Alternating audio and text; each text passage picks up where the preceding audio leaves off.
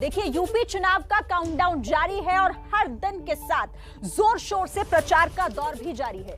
मुख्यमंत्री योगी आदित्यनाथ गोरखपुर से तो अखिलेश यादव मैनपुरी की करहल सीट से इस वक्त चुनावी मैदान में है। रैलियों और रोड शो पर तो इस पूरे महीने तक रोक है, लेकिन डोर टू डोर कैंपेन और साथ ही सोशल मीडिया पर प्रचार जारी है। आज यूपी के हम सर्वे में बात करेंगे मुख्यमंत्री योगी आदित्यनाथ के कामकाज की। इसके साथ ही पंजाब का भी जिक्र होगा और उत्तराखंड के आंकड़े क्या कहते हैं वो भी आपको थोड़ी ही देर में हम दिखाएंगे। हमारे साथ इस सर्वे पर चर्चा करने के लिए हमारे साथ कई खास मेहमान, हमारे सहयोगी और जुड़े हुए हैं ग्राउंड जीरो से भी। हमारे साथ कौन कौन है आपको सबसे पहले ये बता देती हूँ। वरिष्ठ सहयोगी पंकज झा मेरे साथ जुड़े हुए हैं, राजकिशोर हमारे साथ हैं, विजय विद्रोही भी हमारे साथ हैं। इसके अलावा ग्राउंड से भी हमारे संवाददाता हमारे साथ जुड़ेंगे। थोड़ी देर में लखनऊ चलेंगे, संजय त्रिपाठी हमारे साथ होंगे। मेरठ से मनोज्ञा लोईवाल भी हमारे साथ जुड़ेंगी। आप देख भी रहे हैं दोनों को इस वक्त आपके टेलीविजन स्क्रीन पर, दोनों हमारे साथ जुड़ भी गए हैं। हम चलेंगे ग्राउंड जीरो पर भी और साथ ही आंकड़ों का विश्लेषण भी करेंगे, लेकिन उससे पहले देखिए, क्योंकि मैंने आपको बताया कि हम बात आज करेंगे उत्तर प्रदेश में योगी सरकार के कामकाज की। योगी सरकार से जनता खुश है या फिर नहीं, अगर नाराज है तो क्यों नाराज है, बात इस पर करेंगे। तो सबसे पहले देखिए, योगी सरकार से नाराज हैं और बदलना चाहते हैं। दरअसल ये महत्वपूर्ण सवाल सी वोटर के सर्वे में क्या कुछ निकलकर सामने आया, आपके सामने इस वक्त आंकड़े हैं। देखिए, 20 नवंबर, 18 दिसंबर और उसके बाद 22 जनवरी की तारीख, आपको ये आंकड़े हम दिखा रहे हैं। 20 नवंबर को नाराज हैं और बदलना चाहते हैं कहने वाले जो हैं वो है 46%, 20 नवंबर को थे। उसके बाद ये आंकड़ा आगे बढ़ा, 1% बढ़ गया 18 दिसंबर को और 22 जनवरी में भी ये 47% ही है, यानी 1% की बढ़त यहां पर है। इसके बाद है नाराज लेकिन बदलना नहीं चाहते, इनके आंकड़े ऐसे हैं, 29% थे 20 नवंबर को, फिर ये घटकर 27% हुए 18 दिसंबर को और 27% 22 जनवरी को भी ये बने हुए हैं।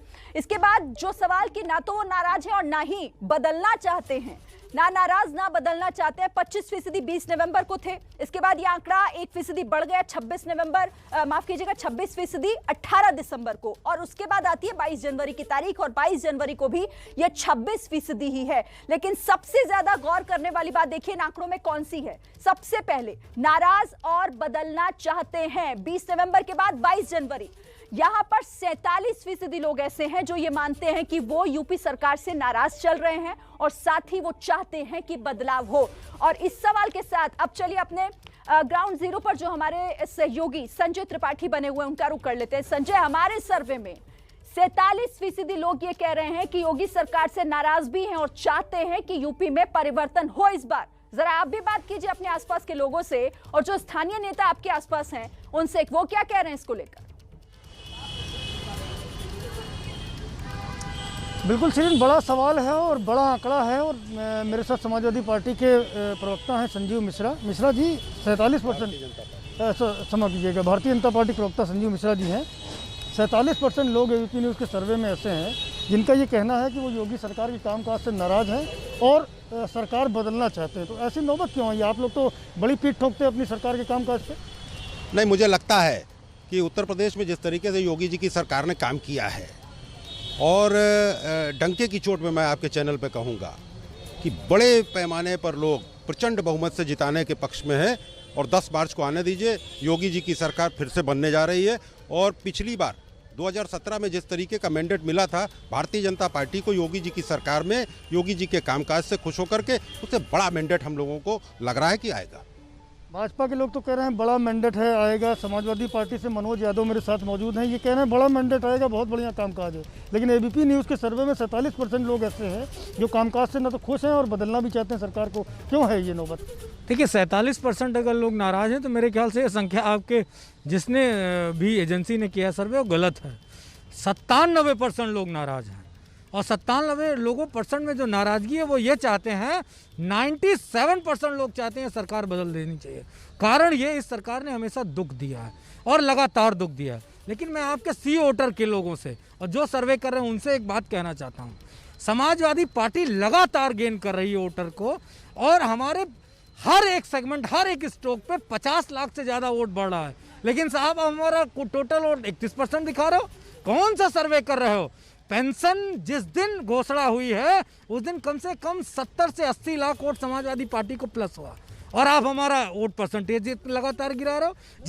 जिस सवाल की बात हो रही थी मुख्यमंत्री योगी आदित्यनाथ कामकाज को लेकर सवाल है ना, सर्वे पर आप सवाल खड़े कर रहे हैं। नहीं, मैं सर्वे पे इसलिए सवाल खड़े कर रहा हूँ कि बताइए, हमने बिजली फ्री की बात करी 300 यूनिट, हमें कम से कम 1 करोड़ लोगों का प्लस इस पे आया। प्रैक्टिकल कहाँ है? आपने बिजली फ्री करने की बात की, 34,000 करोड़ रुपए सालाना खर्च बढ़ेगा। अगर 5 साल की बात करें तो 2.25 लाख करोड़ रुपए खर्च बढ़ेगा। कहाँ से मैनेज करेंगे? हालात है इस तरह के। सही सवाल आपने किया, धन्यवाद। वित्त नियंत्रक जितने भी होते हैं, वित्तीय विभाग के अधिकारी, सबसे डिस्कस करने के बाद हम किस सेगमेंट पे दे सकते हैं पैसा और कहां से लेके हम जनता को। पैसा क्या है? समाजवादी पार्टी का पैसा थोड़ी नहीं है, जनता के टैक्स पैसा जनता के लिए लागू है। इसमें किस तरह की बचत के करने की बात को करना। लेकिन मैं एक बात जरूर कहूंगा, उत्तर प्रदेश में लगातार लोग नाराज हैं भाजपा की सरकार से। योगी आदित्यनाथ के कामकाज से स्पेशल नाराज हैं, क्योंकि योगी आदित्य ने उत्तर प्रदेश में ऐसा कोई काम नहीं किया जिससे कि जनता को राहत मिल सके। और नाराज है समाजवादी पार्टी का कहना है, बहुत नाराज है। देखिए, हम फिर अगर हम कहते हैं कि 100 में 80 हमारा 20 में बंटवारा, तो हम इस बात पर बोलते हैं कि हमने उत्तर प्रदेश में काम किया, लोगों के लिए काम किया, विकास किया इस मुद्दे पर। और समाजवादी पार्टी बेरोजगारी और बाकी अन्य चीजों पर गुमराह करती है। जिस तरह से युवाओं को इन्होंने फिर से लॉलीपॉप दिया था बेरोजगारी भत्ते का, ये दोबारा फिर से झुंझुना थमाने वाले हैं। और इस बार उत्तर प्रदेश की जनता कहीं इनके झुंझुने में आने वाली नहीं है। वो पुनः योगी जी को प्रचंड बहुमत के साथ उत्तर प्रदेश में वापसी होने जा रही है। क्या मिश्रा जी लगता है 2022 का माहौल क्या है? नाराजगी तो बहुत ज्यादा है लोगों की। हाँ, नाराजगी है। गुंडों को नाराजगी होगी, अपराधियों को नाराजगी होगी, जो थाने चलाते थे उनको नाराजगी होगी। उत्तर प्रदेश में सारे थाने ऐसे थे जिसमें केवल यादव थाना अध्यक्ष हुआ करते थे, उनसे लोगों को निजात मिली है। और गुंडों, अपराधियों और माफियाओं को संरक्षण देने वाले जो लोग थे, उनको सबक सिखाने का समय आ गया है। मुझे लगता है कि 10 मार्च को जब उत्तर प्रदेश की विधानसभा का रिजल्ट आएगा तो इन गुंडों, अपराधियों और माफियाओं को संरक्षण देने वाले, और खास तौर से वो लोग जो उत्तर प्रदेश में दंगे कराने वाले लोग थे, जो सामूहिक दंगे कराते थे, जो माफिया टाइप के लोग थे, जो जिनका अपना एक पूरा बाहुबल के आधार पर काम करते थे, उनको जरूर नाराजगी होगी। क्योंकि बड़ी बात कह रहे हैं, गुंडे नाराज हैं, गुंडे माफिया ये नाराज है। टॉप 10 की लिस्ट आज तक जारी नहीं किया, राष्ट्रीय अध्यक्ष जी लगातार इस बात को करे। चुलबुल सिंह नहीं नाराज है, वो गुंडा नहीं है, वो तो संत है। ब्रजेश सिंह जेल में बंद है, वो बीजेपी से एमएलसी है, वो संत है, वो नाराज नहीं है। और जिस तरीके से टेनी का बेटा और टेनी ने किसानों पे चढ़ा दी गाड़ी, वो नाराज नहीं है, उनका मकान नहीं गिरा। और आज किस जाति के लोग सबसे ज्यादा थानों में हैं, ये बात किसको पता चलेगी?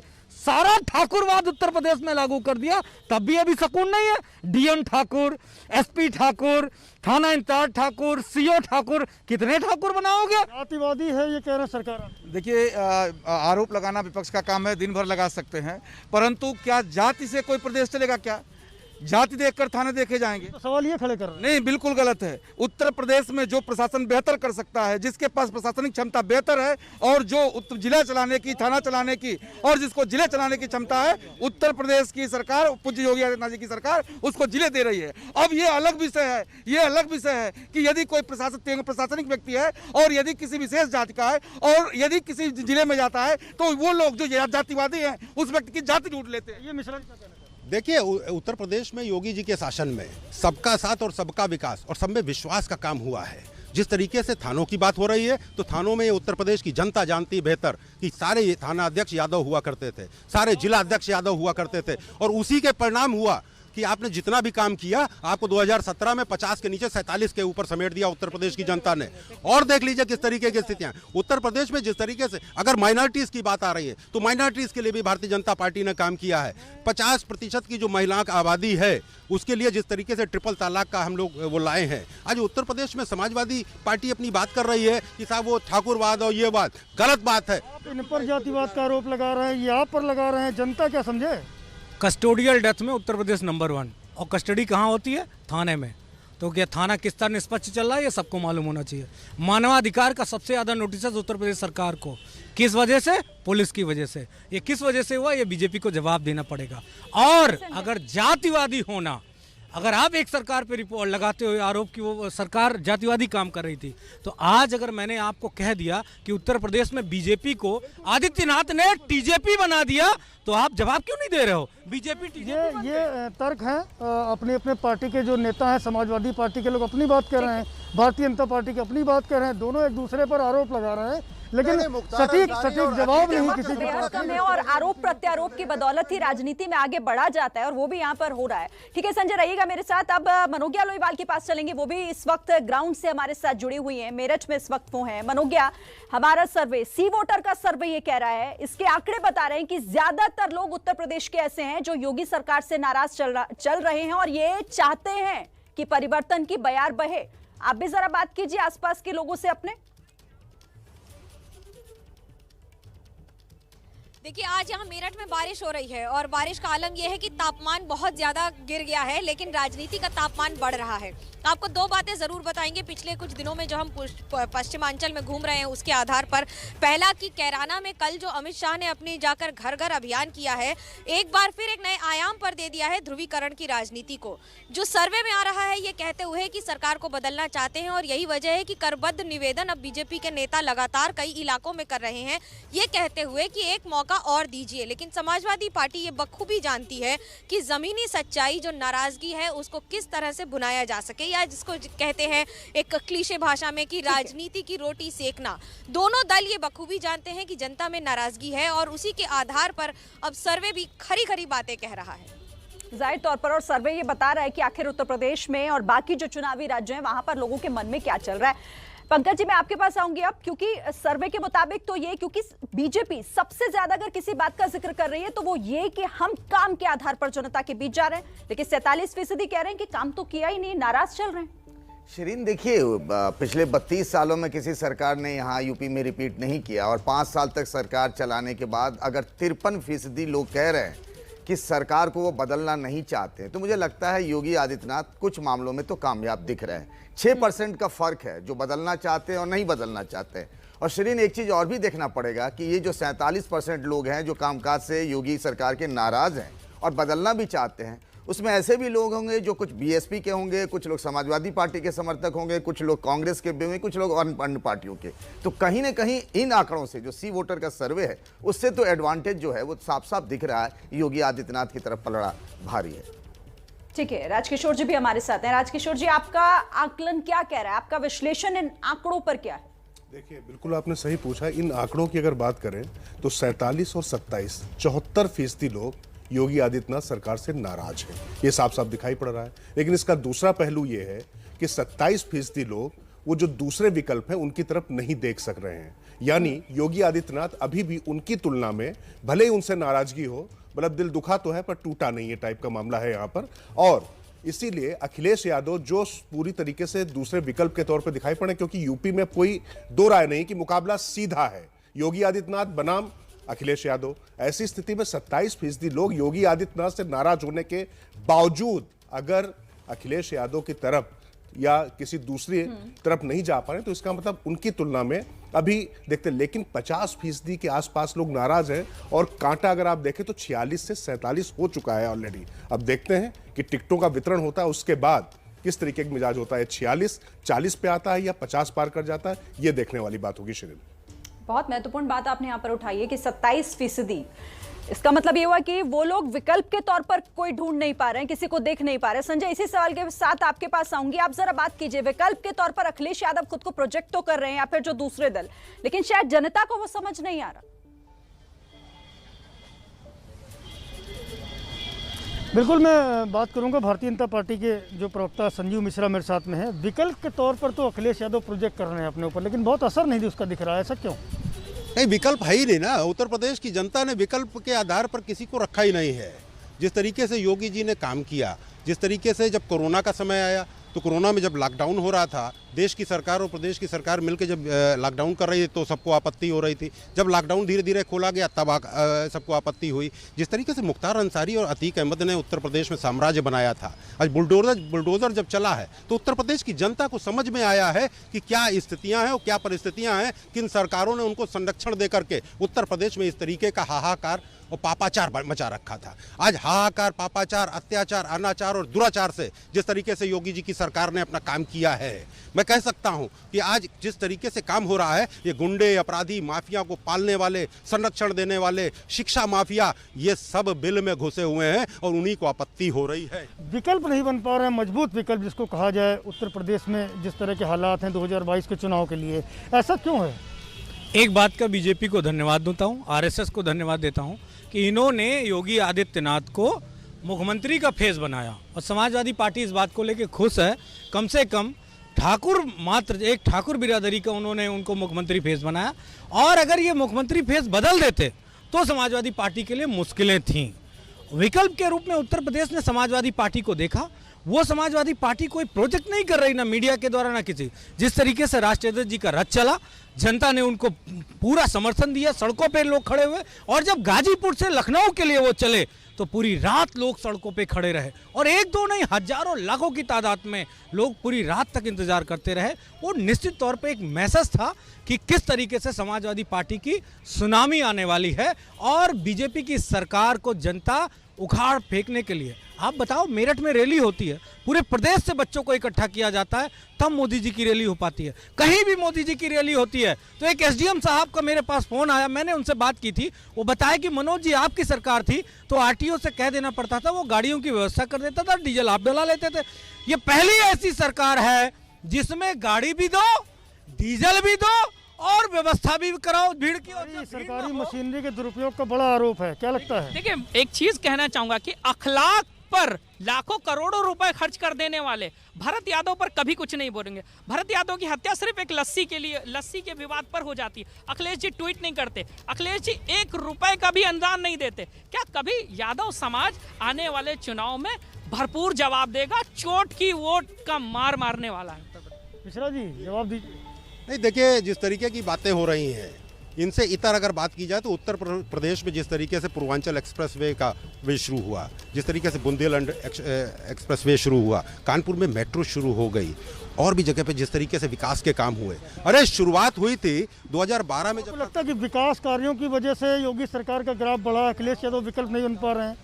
नहीं, विकल्प की कोई बात ही नहीं है। 2012 में जिस तरीके से मुसलमानों से कहा था आरक्षण देंगे, न मुसलमानों को आरक्षण दिया, मुसलमानों को धोखा दिया। जिस तरीके से हाई स्कूल के बच्चों का था, कहा गया था कि टैबलेट देंगे, 5 साल की सरकार में एक टैबलेट नहीं, तो न नौजवानों को हुए न मुसलमानों के हुए, तो वो उनको कहा जाएंगे? तो कहने का किसी के नहीं हुआ तो विकल्प कैसे बने? मुझे मजा आ गया, बीजेपी के प्रवक्ता ने एक्सेप्ट कर लिया।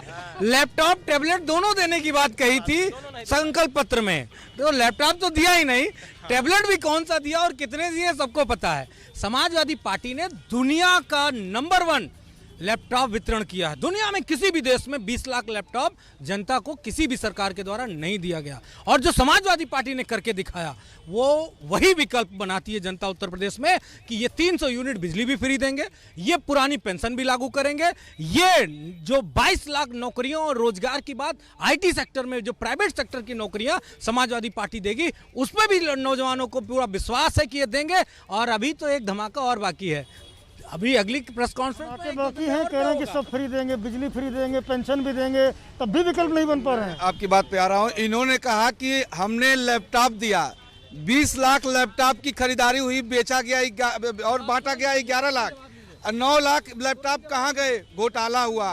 अपराध की बात इन्होंने की, तो सुन लीजिए, संगठित गिरोह में 84% अपराध में कमी आई है, 84%, और छोटे अपराधों में 47%। देश में 1947 के बाद और आज तक सबसे ज्यादा इतनी कमी पहली बार उत्तर प्रदेश में हुई है। और इन्होंने कहा कि हमने करके दिखाया। भैया, आप करके दिखाए होते तो जाते नहीं, और नहीं, सपा जवाब दे। अगर लैपटॉप में घोटाला हुआ तो लैपटॉप वितरण वाले विभाग का चपरासी भी अगर मुकदमा दर्ज हो जाता, जेल चला जाता, तो हम मानते घोटाला हुआ। आपके कह देने मात्र से आप टीवी पे बैठो कि फलाने ने घोटाला कर दिया, तो इससे घोटाला नहीं होता है। मैं कहूं, श्रीकांत शर्मा जो बैकफुट पे बीजेपी ने कर लिया, क्यों कर लिया पता है?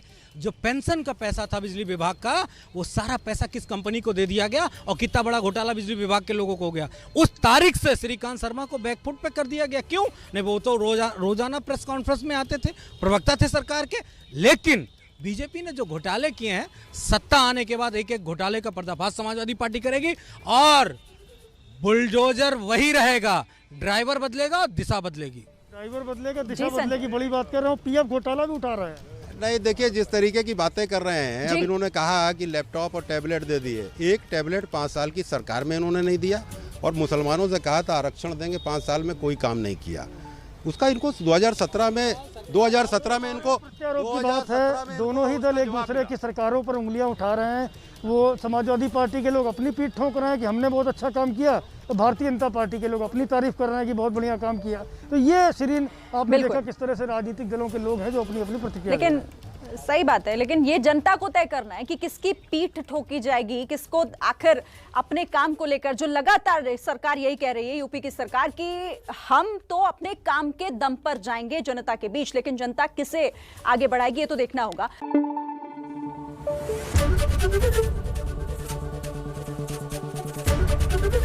एबीपी न्यूज आपको रखे आगे।